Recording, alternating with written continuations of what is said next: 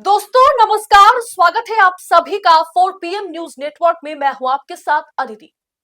Supreme court यानी सर्वोच्च न्यायालय अगर सांप्रदायिक हिंसा को बढ़ावा दे, उसके आदेश या टिप्पणी अगर किसी एक पक्ष के हित के लिए हो, तो होली के दिन जो उत्तर प्रदेश में हुआ है, जो उत्तर प्रदेश के अलीगढ़ मस्जिद के साथ हुआ है, वही होगा।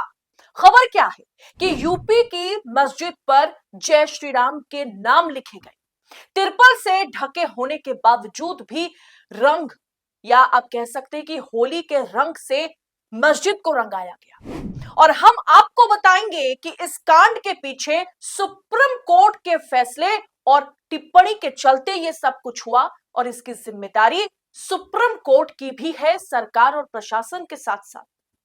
आखिर क्या फैसला सुनाया गया था सुप्रीम कोर्ट में, क्या टिप्पणी सुप्रीम कोर्ट के जजों ने की थी जिसके चलते बड़ा विवाद पैदा हो गया, बताएंगे सब कुछ आपको, तो आखिर तक वीडियो में बने रहिएगा। 16 दिसंबर 2024 को सुप्रीम कोर्ट फैसला सुनाता है कि शीर्ष अदालत कर्नाटक हाई कोर्ट के एक फैसले को चुनौती देने वाली अपील पर सुनवाई कर रही थी, जिसमें कहा गया था कि मस्जिद के अंदर जय श्री राम का नारा लगाना धार्मिक भावनाओं को ठेस पहुंचाने जैसा अपराध नहीं है। हाईकोर्ट से यह मामला जब सुप्रीम कोर्ट पहुंचा तो सबको लग रहा था कि शायद सुप्रीम कोर्ट कुछ ऐसा फैसला सुनाएगा जो ऐतिहासिक होगा, जिससे हिंदू पक्ष की भी बात नहीं करूंगी, खास करके जो हुड़दंगी है, जो उग्रवादी हिंदुत्व के ठेकेदार हैं, उन्हें जोर का झटका लगेगा। लेकिन सुप्रीम कोर्ट ने जो फैसला सुनाया उससे हर कोई दंग रह गया। सुप्रीम कोर्ट ने भी यही सवाल उठाया कि भाई, मस्जिद के भीतर अगर जय श्री राम के नारे लगे, अगर कोई जय श्री राम के नारे लगाए, तो उससे धार्मिक भावनाओं को ठेस कैसे पहुंच सकती है। सुप्रीम कोर्ट ने सवाल पूछा कि ये एक विशेष धार्मिक नारा लग रहा है आपको, या ये तो बस जय श्री राम का नाम ले रहे थे ये लोग, वो बस जय श्री राम के नाम ले रहे थे मस्जिद के भीतर, ये कैसे अपराध हो सकता है। मतलब आप समझ रहे हैं ना, सुप्रीम कोर्ट के जजेस कह रहे हैं कि मस्जिद के भीतर घुस करके जो काम कर्नाटक के कुछ उग्रवादी हिंदुओं ने किया था, मस्जिद में घुस करके जय श्री राम के नारे वो लोग लगा रहे थे, सुप्रीम कोर्ट की 3 जजों वाली पीठ ने अपने फैसले में कहा कि वो नारे थोड़ी है, वो तो भगवान श्री राम के नाम ले रहे थे। यानी ये लोग भगवान के नाम ले रहे थे, इससे किसी की भावनाओं को चोट कैसे पहुंच सकती है। साथ में कर्नाटक सरकार ने इन उग्रवादियों के खिलाफ जो जांच कर्नाटक सरकार, कांग्रेस की सरकार वहां कर रही थी, उस जांच को भी सुप्रीम कोर्ट ने रुकवा दी।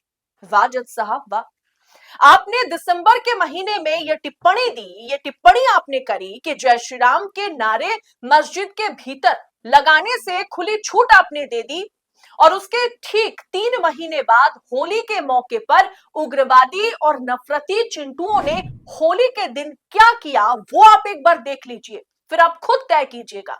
मतलब हमारे जो दर्शक हैं उनको तय करना है कि जो घटना उत्तर प्रदेश में अलीगढ़ में घटी, उसके पीछे क्या सुप्रीम कोर्ट की टिप्पणी या सुप्रीम कोर्ट के जजेस जिम्मेदार नहीं है। वो वीडियो सबसे पहले आप देखिए।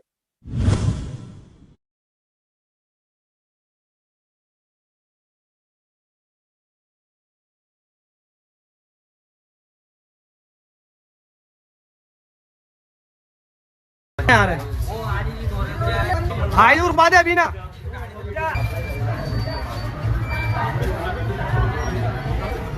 दोस्तों, उत्तर प्रदेश के अलीगढ़ में अब्दुल करीम चौक पर अब्दुल करीम मस्जिद के बाहर जुलूस के साथ होली मना रहे एक ग्रुप ने मस्जिद पर रंग फेंकने का प्रयास किया, रंग फेंका भी, जबकि मस्जिद को होली के लिए तिरपल से ढक दिया गया था। जितना भी हिस्सा बचा हुआ था वहां रंग लगाया गया, और मस्जिद के इस दीवार पर जय श्री राम के नारे भी लिख दिए गए। मतलब अलीगढ़ में जो कुछ भी हुआ उसके पीछे सुप्रीम कोर्ट भी कहीं ना कहीं जिम्मेदार है। कानून की भाषा दोस्तों सबके लिए बराबर है, चाहे वो गरीब हो, अमीर हो, चाहे वो हिंदू हो, मुसलमान हो, सिख हो, ईसाई हो। इसीलिए तो कानून की देवी की आंखों में पट्टी बांध कर रखा जाता है, ताकि वो सामने देख ही ना सके कि कौन मेरे सामने खड़े जो है वो हिंदू है कि मुसलमान है, वो किस जाति से है, किस धर्म से है, उसके पास पैसा है कि वो गरीब है। ऐसा बिना देखे वो बस जस्टिस कर सके। लेकिन हमारे देश के तमाम जजेस आजकल यही करते हुए नजर आ रहे हैं, जिसे देखते हुए हमने थंबनेल पर यह सवाल पूछा है कि क्या आज सुप्रीम कोर्ट, क्या सर्वोच्च न्यायपालिका बीजेपी के या मोदी के कब्जे में है? दोस्तों, कुछ समय पहले इलाहाबाद हाईकोर्ट के जज जस्टिस शेखर यादव का वो बयान आप याद कीजिए जिससे हर कोई दंग रह गया था। वो वीएचपी, विश्व हिंदू परिषद के मंच पर खड़े होकर के यह कहते हुए नजर आ रहे थे कि हम जो फैसला देंगे वो हमारे देश के बहुसंख्यक आबादी के बारे में सोचकर हम फैसला सुनाएंगे, उनके पक्ष में फैसला सुनाएंगे।